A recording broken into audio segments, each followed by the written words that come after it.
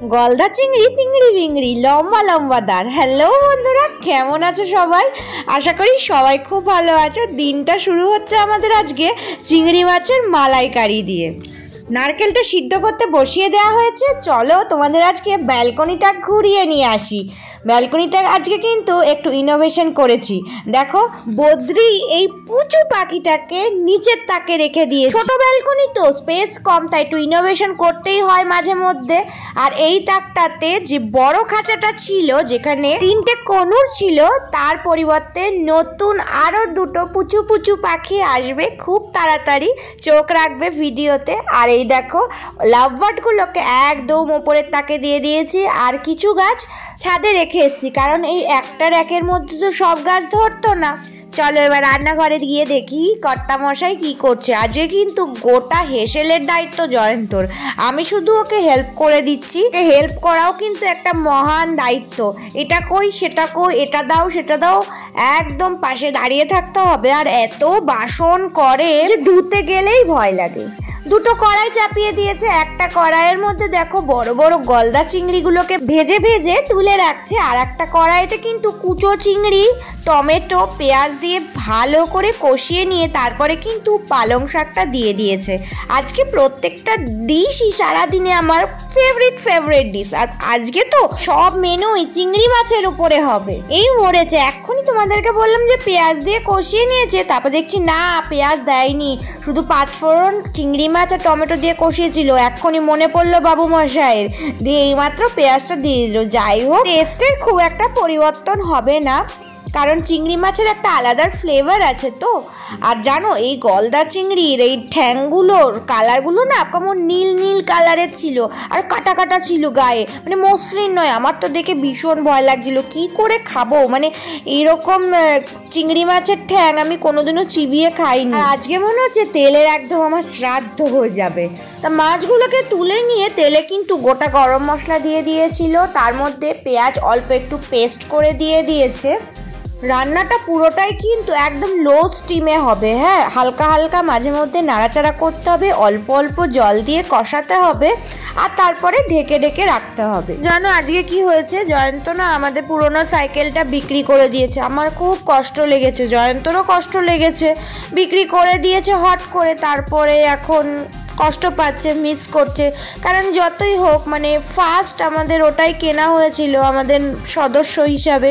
আর সাইকেলটা ভীষণ পছন্দের ছিল, মানে সবাই খুব পছন্দ করেছিল। তো খুব মন খারাপ হচ্ছিল, ওটাই জয়ন্ত রান্না করতে করতে বলছিল। আর কি করা যাবে। দেখো, পেঁয়াজটা কষানো হয়ে গেলে কিন্তু তার মধ্যে টমেটো দিয়ে দিয়েছিল। তারপর টমেটোটাও কষানো হয়ে গেলে হলুদ গুঁড়ো, জিরে গুঁড়ো, লঙ্কা গুঁড়ো, এই সব কিছু দিয়ে আবার কিন্তু একটুখানি ভালো করে কষিয়ে ঢেকে রেখে দিচ্ছে। অনেকদিন ধরেই বলছিল যে সাইকেলটা বিক্রি করে দেবো, কিন্তু আমি ভাবতে পারিনি এইভাবে ঝট করে বিক্রি করে দেবে। ছোট সাইকেল তো, ওটা নিয়ে বাজার করতে খুব অসুবিধা, মানে টলমলো করতে থাকে।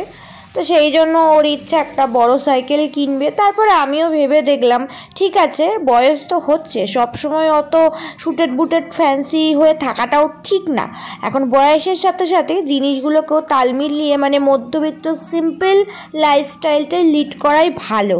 আর তাছাড়া সবাই তো ওরকম বড় সাইকেল নিয়েই যাওয়া আসা করে বাজারে, কোনো তো অসুবিধা হয় না।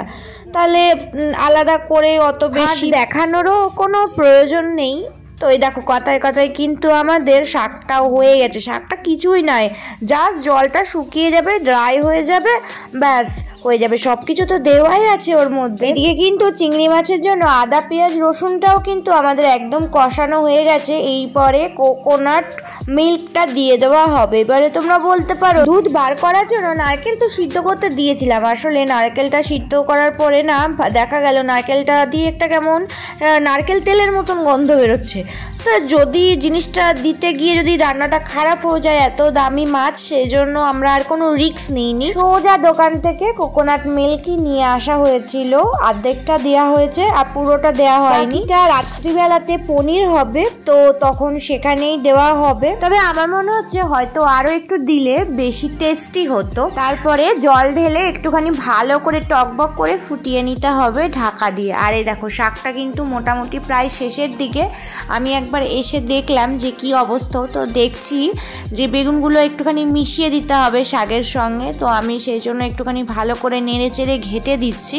তারপর আরও একবার ঢাকা দিয়ে জলটা শুকিয়ে গেলেই বন্ধ করে দেব। আর চিংড়ি মাছের গ্রেভির ঝোলটাও কিন্তু একদম ফুটে গেছে। এবারে চিংড়ি মাছগুলো ঢেলে ভালো করে টকবক করে ফুটিয়ে নিতে হবে, কারণ চিংড়ি মাছ তো সেদ্ধ হয় না আর ভেতরে তো তাহলে নুন ঝাল কিছুই পৌঁছাবে না, সেই জন্য ভালো করে ফুটিয়ে নিতে হবে। আর এতটা জল কিন্তু থাকবে না, হ্যাঁ, হালকা কিন্তু ড্রাই করে জলটা শুকিয়ে নিতে হবে। অনেক দিন পরে আজকে জয়ন্ত কিন্তু বাড়িতে এতখানি টাইম দিল, মানে ব্যালকনিটাও ঠিক করতে আমাকে হেল্প করেছিল, তারপরে রান্নার এখানেও অনেকটা টাইম দিতে হলো ওকে।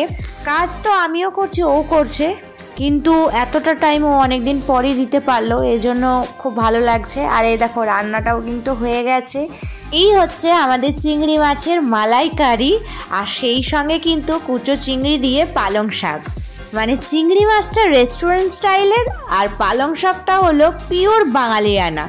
এই দিয়েই কিন্তু আজকে লাঞ্চটা হয়েছিল। সেই সঙ্গে রাতের ডিনারের জন্য মটরশুঁটি, ক্যাপসিকাম আর আলু দিয়ে পনিরটাও কিন্তু দুর্দান্ত হয়েছিল। আর কোকোনাট মিল্ক দেওয়াতে পনিরের ফ্লেভারটাও কিন্তু দারুণ আসছিল। এইভাবে তোমরাও কিন্তু কোকোনাট মিল্ক ইউজ করে রান্না করে দেখতে পারো, অসাধারণ সুন্দর একটা টেস্ট হবে। জয়ন্তকে টিফিন দিয়ে দিয়েছি। আমার রাতের খাবারটা আমি এখন বেড়ে নিই, এতটা তরকারি তো আমি খেতে পারবো না, একটু তো থেকেই যাবে। 2টো রুটি খাবো, অল্প সামান্য তরকারি নেব, রাত্রিবেলা বেশি রিচ আমি খাই না। হলে ভিডিওটা এখানেই শেষ করি, দেখা হবে আবার পরবর্তী ভিডিওতে। ততক্ষণ পর্যন্ত বাই বাই।